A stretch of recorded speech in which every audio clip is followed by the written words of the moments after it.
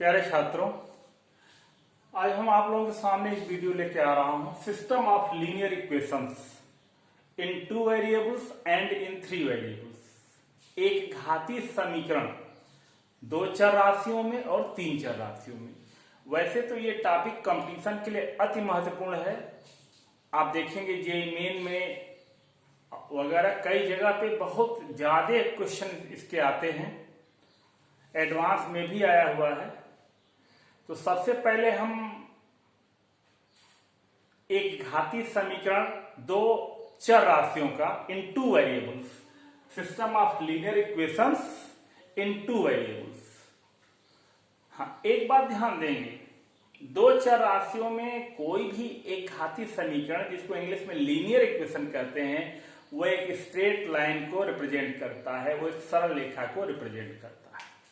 जैसे हम देखें a1x plus b1y equal to c1, a2x plus b2y equal to c2। ये फर्स्ट और सेकेंड हमारा 2 लीनियर इक्वेशन है, एक घातीय समीकरण है जो 2 वेरिएबल्स x और y में है। a1 b1 c1, a2 b2 c2, ये सब कांस्टेंट हैं, अचर राशियां हैं। तो अब हम पहले ही बता चुके हैं कि जो एक घातीय समीकरण होता है वो सरल रेखाओं को, स्ट्रेट लाइन को रिप्रेजेंट करता है। तो 2 स्ट्रेट लाइन कैसी हो सकती हैं? 2 स्ट्रेट लाइन एक दूसरे को इंटरसेक्ट कर सकती हैं, प्रच्छेद कर सकती हैं, एक दूसरे के पैरेलल हो सकती हैं, और एक के ऊपर एक कॉन्सिडेंट, जिसको कहते हैं एक स्ट्रेट लाइन के ऊपर दूसरी स्ट्रेट लाइन होगी। ये 3 कंडीशन होगी। तो इसमें देखें, एक वर्ड है कंसिस्टेंट और दूसरा है इनकंसिस्टेंट। कंसिस्टेंट का मतलब जिसका हल, सॉल्यूशन पॉसिबल होता है, उसको कंसिस्टेंट कहते हैं, और जिसका सॉल्यूशन पॉसिबल नहीं होता है उसको इनकंसिस्टेंट कहते हैं। अब देखें, अगर 2 स्ट्रेट लाइन एक दूसरे को इंटरसेक्ट करेगी तो ये जो पॉइंट ऑफ इंटरसेक्शन होगा यही इसका सॉल्यूशन होगा। अब जब 2 स्ट्रेट लाइन एक दूसरे के पैरेलल होंगी, तो जब पैरेलल होंगी तो इनका पॉइंट ऑफ इंटरसेक्शन नहीं मिलेगा, तो इसका कोई सॉल्यूशन नहीं, यहां नो सॉल्यूशन होगा। और जब एक स्ट्रेट लाइन के ऊपर दूसरी स्ट्रेट लाइन है जिसको हम बोलते हैं आइडेंटिकल, तब तो इनफाइनाइट मेनी सॉल्यूशन प्राप्त होता है। तो हम करेंगे क्या, कैसे ये सब कंडीशंस को मैथमेटिकली प्रूव करेंगे, मैथमेटिकली लाएंगे। तो यदि हमें केवल इनका सॉल्यूशन निकालना है, इनको तो क्यों सॉल्व कर दिया जाए। और सॉल्व करने का तरीका आप जान ही रहे हैं, एक बार x को एलिमिनेट कर दिया जाए, दूसरी बार y को एलिमिनेट कर दिया जाए, तो हम x और y की वैल्यू फाइंड कर पाएंगे बहुत बढ़िया तरीके से। लेकिन यदि मान लीजिए यहाँ पे हमारा न्यूनल नहीं है, कोई कांस्टेंट है और कंडीशन पूछ रहा है, तो 3 कंडीशन होगा। इफ यदि a1 upon a2 is not equal to b1 upon b2, a1 upon a2 is not equal to b1 upon b2, इस केस में हमारा यूनिक सॉल्यूशन होगा। यूनिक सॉल्यूशन का मतलब होगा एकल हल होगा, एक तो इसकी वैल्यू निकलेगी, a1 upon a2 is not equal to b1 upon b2। यदि किसी क्वेश्चन में, विशेषकर कंपटीशन वाले क्वेश्चन में कहता है कि कंडीशन बताइए यूनिक सॉल्यूशन के लिए क्या कंडीशन होगा, तो केवल आप a1 upon a2 is not equal to b1 upon b2 कर देंगे। अब देखें, तो ये कौन सी कंडीशन है? ये कंडीशन है जब 2 स्ट्रेट लाइन एक दूसरे को इंटरसेक्ट करेंगी। अब दूसरी, यदि 2 स्ट्रेट लाइन एक दूसरे के पैरेलल हो, 2 सरल रेखाएं जो एक दूसरे के समांतर हों, तो उसके लिए है a1 upon a2 equal to b1 upon b2 is not equal to c1 upon c2। एक बार फिर से देख लें, a1 upon a2 is equal to b1 upon b2 not equal to c1 upon c2। इस केस में दोनों straight line एक दूसरे के पैरेलल होंगी, तो यहाँ पे इनकंसिस्टेंट होगा, कोई सॉल्यूशन नहीं होगा, कोई हल प्राप्त नहीं होगा, क्योंकि यदि दो रेखाएं एक दूसरे के समांतर हैं तो एक दूसरे को प्रतिच्छेद ही नहीं करेंगी, एक दूसरे को इंटरसेक्ट ही नहीं करेंगी। अब थर्ड कंडीशन देखें, if A1 upon A2 equal to B1 upon B2 equal to C1 upon C2, A1 upon A2 equal to B1 upon B2 equal to C1 upon C2, यदि सब आपस में बराबर हैं, सब इक्वल हैं, तो इस केस में क्या होगा, एक स्ट्रेट लाइन के ऊपर दूसरी स्ट्रेट लाइन होगी, तो दोनों स्ट्रेट लाइन आइडेंटिकल होंगी। आइडेंटिकल में इनफाइनाइट मेनी सोल्यूशन प्राप्त होता है, अनंत हल प्राप्त होते हैं। तो ये तो रहा हमारा system of linear equation in two variables, system of two linear equation in two variables, दो एक घाती समीकरणों में जिसमें दो चर राशियां। अब अगली टॉपिक है system of linear equation. Linear equation का ही है, लेकिन उसमें 3 ठो लीनियर इक्वेशन होगा और वेरिएबल होंगे 2। तो अब देखते हैं उसको।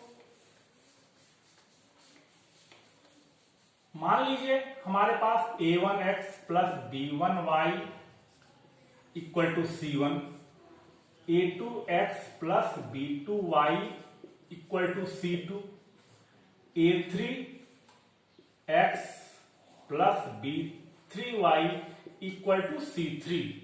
देखें इन तीनों समीकरणों में, तीनों इक्वेशन में केवल 2 वेरिएबल है, एक x है, दूसरा y है, बाकी सभी कांस्टेंट हैं। तो अब ये ध्यान देने वाली बात है कि ये लीनियर इक्वेशंस हैं, और आप जानते हो कि लीनियर इक्वेशंस हमेशा स्ट्रेट लाइन को रिप्रेजेंट करता है, हमेशा सरल रेखा को ही निरूपित करता है। तो इसका हल कैसे होगा, यह 3 स्ट्रेट लाइन यदि एक ही पॉइंट से पास करेंगी तो इनका सलूशन संभव है।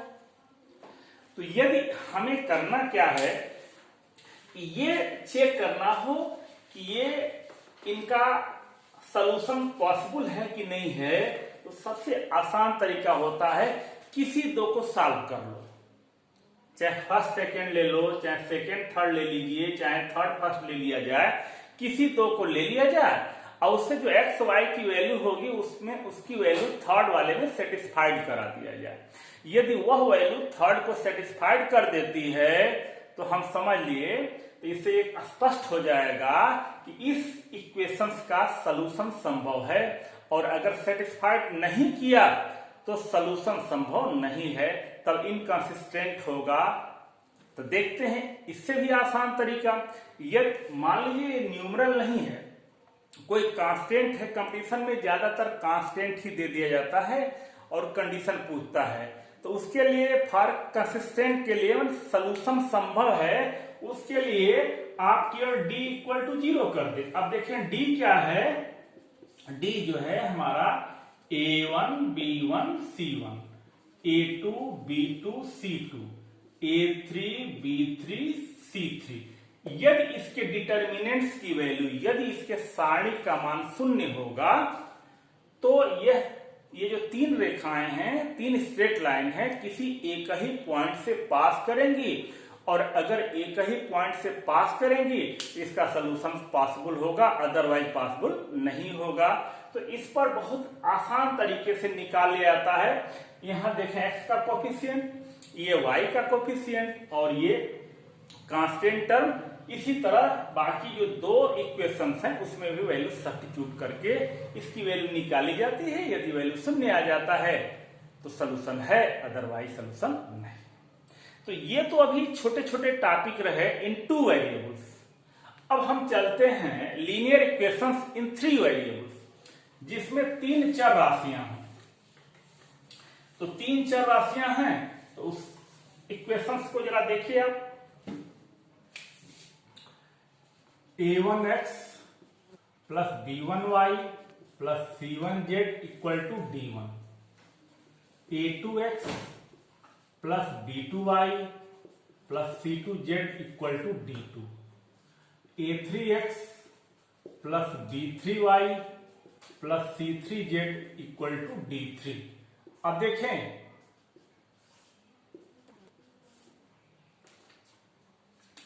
ये 3 वेरिएबल्स हैं।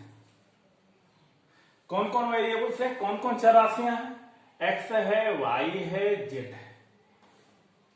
अब इसमें देखें d होता है, d किसको कहते हैं, dx किसको कहते हैं, dy किसको कहते हैं और dz किसको कहते हैं। इनको जरा ध्यान से देखें। d जो होता है a1 b1 c1, a2 b2 c2, a3 b3 c3। अब d क्या होता है, d1 क्या होता है, यहां देखें dx या d1 जो भी कह लीजिए, ये जो फर्स्ट कॉलम है, ये फर्स्ट कॉलम है, पहला जो स्तंभ है, इसको इस कांस्टेंट से इससे रिप्लेस कर देते हैं। यहां d1 d2 d3। अब ये बाकी वही रहेगा b1 b2 b3 c1 c2 c3। अब dy क्या होगा, dy के लिए जो d1 d2 d3 है, इसको सेकेंड कॉलम से रिप्लेस करेंगे, a1 a2 a3। यहां लिख देंगे d1 d2 और d3, और यहां हो जाएगा हमारा c1 c2 और c3। अब जरा ध्यान दें, ये dz क्या होगा, ये पहला कॉलम तो वही रहेगा a1 a2 a3 b1 b2 b3। अब ये थर्ड कॉलम है वो रिप्लेस हो जाएगा d1 से d2 से और d3 से। अब यहां देखें, ये d निकल गया, dx निकल गया, dy निकल गया, dz निकल गया। और यदि if d not equal to 0, यदि d 0 के बराबर नहीं होगा तो यहीं पे क्रैमर रूल्स लग जाएगा। तो क्रैमर रूल्स कब लगेगा, जब d नॉट इक्वल टू 0 होगा। तो जब d नॉट इक्वल टू 0 होगा तो x इक्वल टू हो जाएगा dx upon d, y equal to हो जाएगा dy अपान d, और z इक्वल टू हो जाएगा dz अपान d। बहुत राइटर्स, बहुत बुक्स जो है इसको d1, इसको d2, इसको d3 से भी डिनोट करते हैं, बहुत dx dy और dz से भी डिनोट करते हैं। ये क्रैमर रूल्स है। क्रैमर रूल्स में ध्यान देने वाली बात यह है कि ये d नॉट इक्वल टू 0 होना चाहिए। क्रैमर रूल से अब आप क्वेश्चन बहुत आसान तरीके से, बहुत आसानी से सॉल्व कर लोगे। एक बार फिर से देख लो, d कैसे निकाला गया है, ये x का कोफिशिएंट, y का कोफिशिएंट, z का कोफिशिएंट। इसी तरह तीनों इक्वेशंस में हम निकाल लेते हैं। अब ये dx कैसे है, dy कैसे है, dz कैसे है। dx में पहला कॉलम रिप्लेस होता है, dy में सेकेंड कॉलम रिप्लेस होता है, dz में थर्ड कॉलम रिप्लेस होता है। और कोई भी इक्वेशंस होगा तो आप लोग बहुत आसान तरीके से सॉल्व कर लोगे। लेकिन यह जरा सोचने वाली बात यह है कि कोई आवश्यक तो नहीं है कि सब में d नॉट इक्वल टू 0 ही हो। मान लीजिए, अब आगे चले,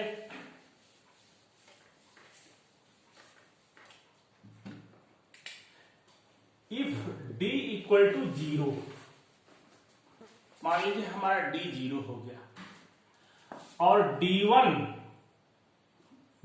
या dx, dy और dz, ये तीनों जो है d भी 0 है और साथ में हमारा dx dy dz ये भी 0 हो जाएगा। तो उस केस में इनफाइनाइट मेनी सॉल्यूशन प्राप्त होगा। इनफाइनाइट मेनी सॉल्यूशन को भी कंसिस्टेंट ही कहा जाता है। तो जरा ध्यान से देखें इसको। इनफाइनाइट मेनी सॉल्यूशन के लिए क्या कंडीशन होती है, d equal to 0, dx dy dz ये सभी यदि 0 के बराबर हो जाएगा तो उसको इनफाइनाइट मेनी सॉल्यूशन उस कंडीशन में प्राप्त होगा। अब आगे देखें, यदि d इक्वल टू 0 हो लेकिन at least one of dx dy and dz is not equal to 0, d 0 हो लेकिन इनमें से कम एक 0 के बराबर नहीं, चाहे dx 0 के बराबर कम से कम एक, एटलीस्ट वन, उस केस में नो सॉल्यूशन, कोई भी हल प्राप्त नहीं होगा, कोई भी सोल्यूशन नहीं होगा तो सिस्टम को इनकंसिस्टेंट कहेंगे। उस कंडीशन में, उस स्थिति में सिस्टम जो है लीनियर इक्वेशन का जो सिस्टम होगा वो इनकंसिस्टेंट कहलाएगा। किस केस में कहलाएगा? जब सभी चारों जीरो के बराबर हो जाए, सॉरी ये जीरो के बराबर हो, इनमें कम से कम एक ठो जीरो के बराबर ना हो। अब देखें एक समीकरण और एक इक्वेशन और है। ये जो हमारे कांस्टेंट टर्म है ये तीनों यहां पे यदि जीरो हो जाए, तीनों जो हो जीरो हो जाए, तो अब इसमें जरा देखिएगा, ऐसे इक्वेशंस को होमोजीनियस इक्वेशंस कहते हैं, समघाती समीकरण कहते हैं।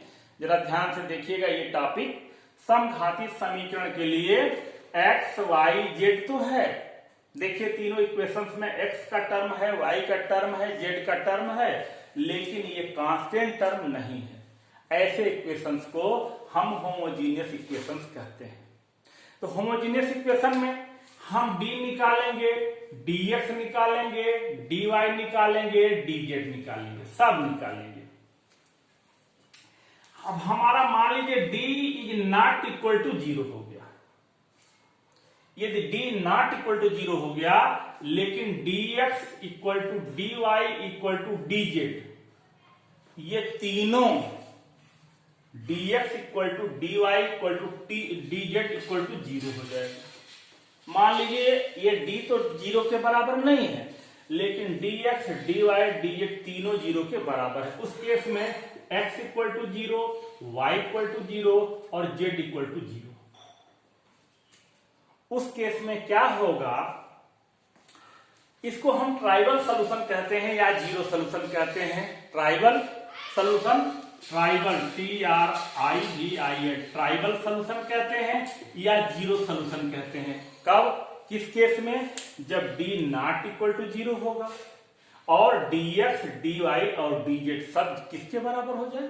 जीरो के बराबर हो जाए, तो उसको जीरो सॉल्यूशन। उस केस में x बराबर जीरो, y बराबर जीरो और z बराबर जीरो होगा। अब देखिए कोई आवश्यक तो नहीं है कि d जीरो। मान लीजिए हमारा d जो है जीरो के बराबर हो गया, तो जब d हमारा जीरो के बराबर हो जाएगा तब उस केस में इनफाइनाइट मेनी सॉल्यूशन प्राप्त होगा, सिस्टम कंसिस्टेंट होगा, अनंत हल प्राप्त होंगे। तो ये तो रहा हमारा इक्वेशन से संबंधित। अब इस पे क्वेश्चंस, इसके बाद वाली जो वीडियो मेरी आएगी उस पे क्वेश्चन कराएंगे। Thank you.